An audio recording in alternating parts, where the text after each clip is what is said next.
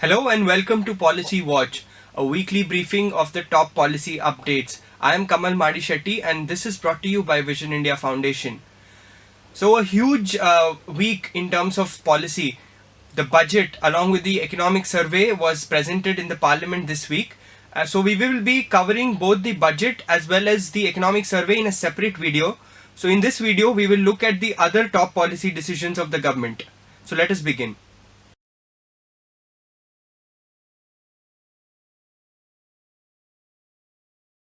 A two-day investor summit exclusively for the Northeast region was organized in Shillong last week.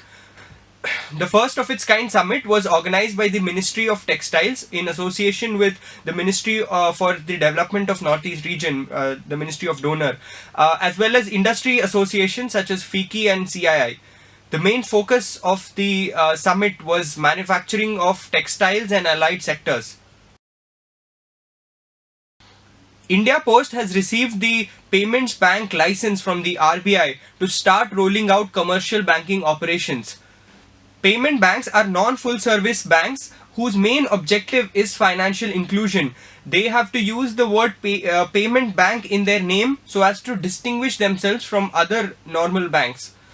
They will deal mainly in remittance services and accept deposits up to 1 lakh rupees. This money cannot be lent out to customers, it has to be deployed as government papers and bank deposits. Payment banks can issue ATM or debit cards, but they cannot issue credit cards. The government, keen on promoting digital payments, has proposed a separate regulator for the payments industry to ensure consumer protection, resolve disputes, and also check any foul play by the dominant players.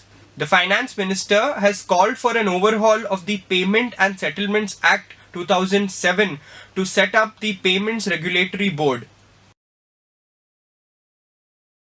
The government has announced measures in the budget to bring in greater transparency in the funding of political parties.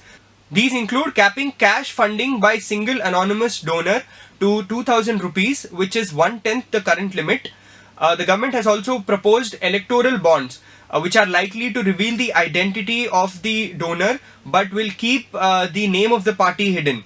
Both these proposals will require amendments to the existing laws, while the introduction of electoral bonds will require amendments to the RBI Act. The lowering of limit for the cash donations by anonymous single donors, that would require an amendment to the People's Representation Act. With a hard stance on immigration, a legislation called the High Skilled Integrity and Fairness Act of 2017 that will overhaul the popular H-1B and L-1 visas has been tabled in the US Congress. The new H-1B visa reform bill proposes a radical overhaul of the process, increasing the minimum salary for visa holders to $130,000 US, which is almost double the current minimum. This would mean that companies would either have to pay very highly to these highly skilled foreign workers or not choose foreign employees, which would favor the American citizens.